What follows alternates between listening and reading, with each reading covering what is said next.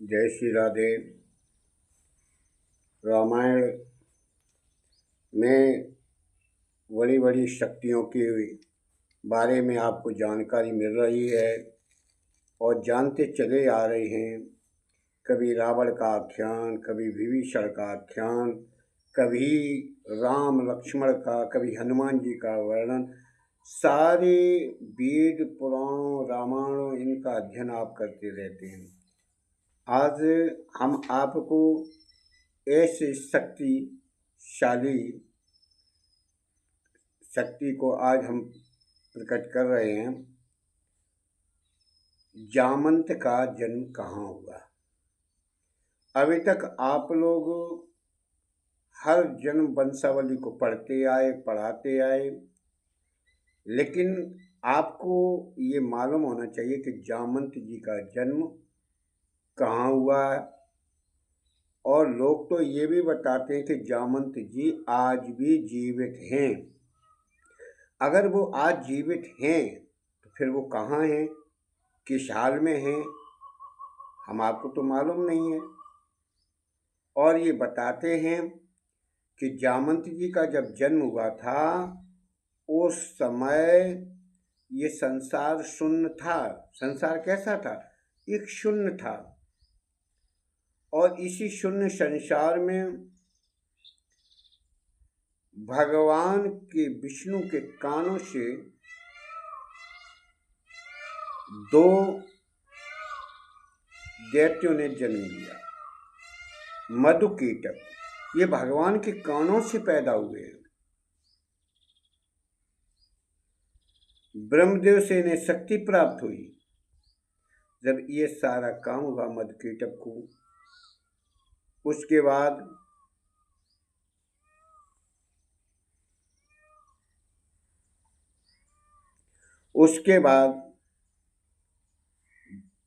इन्हीं जामंत जी का जन्म हुआ।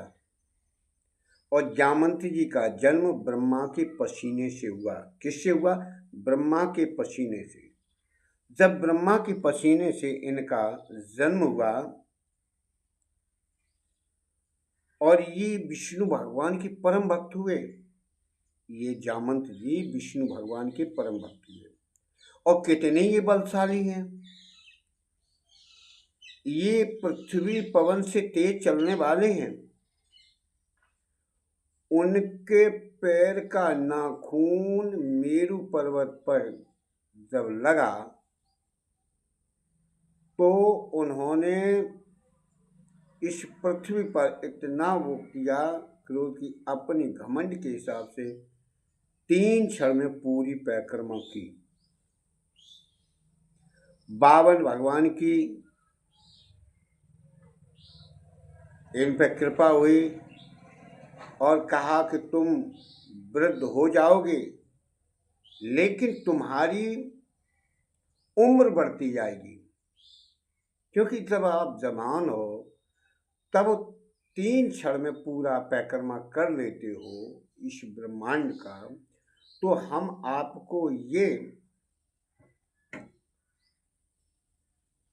वरदान दे रहे हैं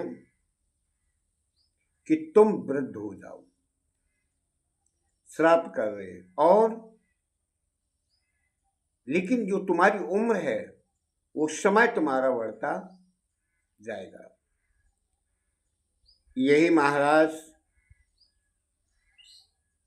सतयुग में रहे और सतयुग में ही इन्होंने मधुकीटक का वध किया।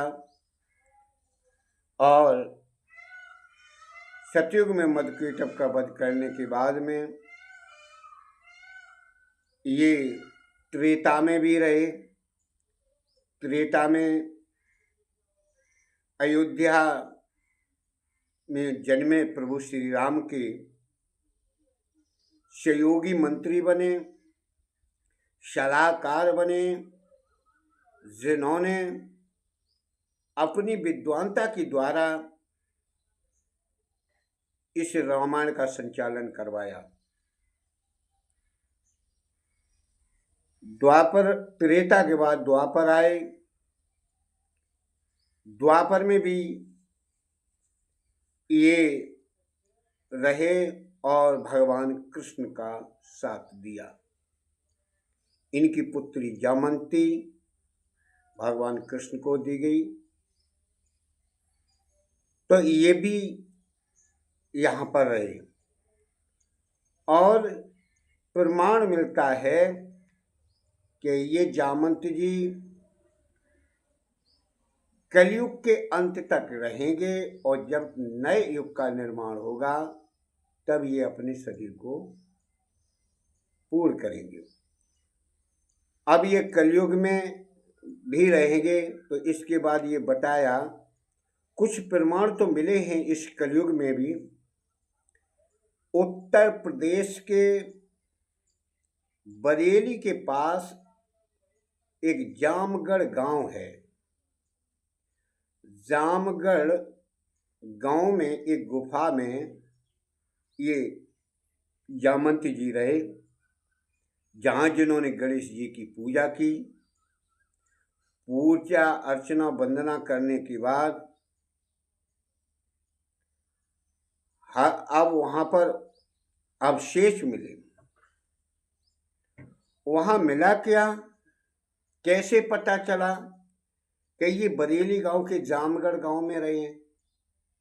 तो उस गुफा में गणेश जी की मूर्ति मिली और जामंत जी की मूर्ति मिली और वो मूर्ति है हर वर्ष एक एक तिल ऊपर की ओर बढ़ती है। ये पहला प्रमाण मिला है आपका, तिल तिल बढ़ती है। और एक और प्रमाण मिला है कि ये मध्य प्रदेश, जिसे एमपी कहते हैं, मध्य प्रदेश के रतलामपुर गांव, एक रतलामपुर जिला है रतलामपुर, वहाँ रतलामपुर के जामथाल गांव में एक गुफा में ये मिले। आज हम आप उन्हें क्यों नहीं देख पा रहे हैं? क्योंकि हम और आपके पास अलौकिक शक्तियां नहीं हैं। हम आपके पास अलौकिक तेज नहीं है और इन्हें वही दे सकता है जिनके पास अलौकिक शक्तियां हैं, अलौकिक तेज है, उनके ही द्वारा ये दिखाई देंगे।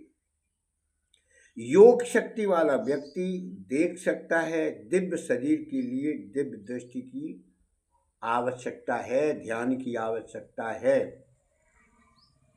तो देखिए, जो लोग ध्यान मग्न रहते हैं, योग क्रियाएं करते हैं, शक्तियों को धारण करते हैं, ऐसे लोगों को हमारी जो पुरानी जो शक्तियां थी, पुराने पूर्वज थे जो सतयुग, त्रेता, द्वापर, कलयुग तक आए हैं, उनकी आज भी शक्ति पीठें चल रही हैं।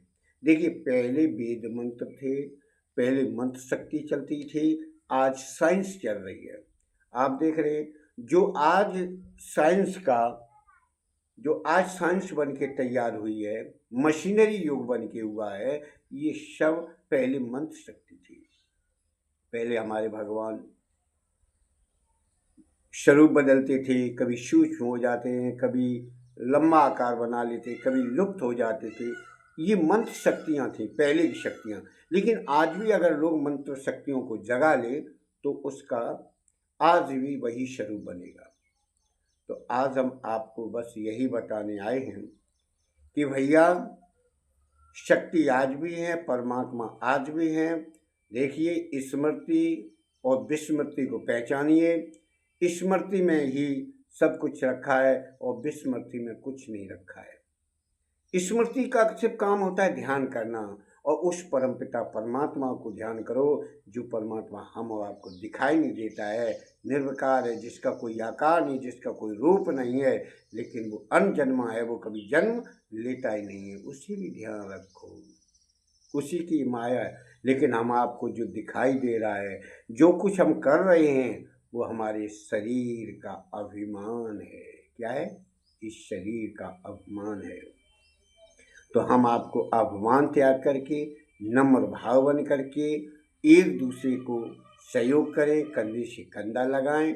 और भैया, ये वीडियो भी आप लाइक करें और शेयर करें, आपको बार बार कह रहे भैया, हमारा आपसे यही कहना है, मेरा कोई लालच नहीं है, मैं एक महात्मा हूँ, लेकिन मैं ये चाहता हूँ कि ये ज़्यादा से ज़्यादा लोगों में अगर जाएगी तो हो सकता है कि इस बात में कुछ दम बनेगी। ठीक है, तो ज़्यादा ना कहते हुए इतना ही कहेंगे कि आप लोग इस वीडियो को ज़्यादा से ज़्यादा लाइक करें, सब्सक्राइब करें, शेयर करें। जय जय श्री राधे, राधे राधे, राधे कृष्णा।